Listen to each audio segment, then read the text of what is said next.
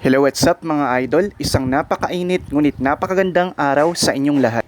Nandito po tayo sa likod ng bahay para mag-harvest ng ating mga pananim. Hello, what's up guys? Good afternoon po. Tara, mag-harvest po tayo ng ating mga pananim. Okay, so ito na nga guys. May nakita ako kaagad na bunga ng sili, talong at saka okra. Tara, kunin na natin.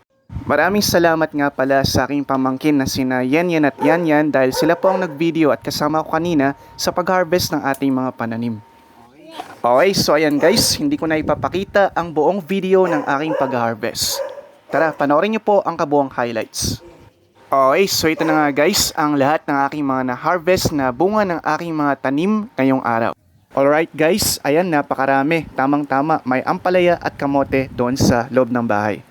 Pwede na magluto ng pinakbet. Okay, so ito na mga idol ang ating na-harvest ngayong araw. Alright.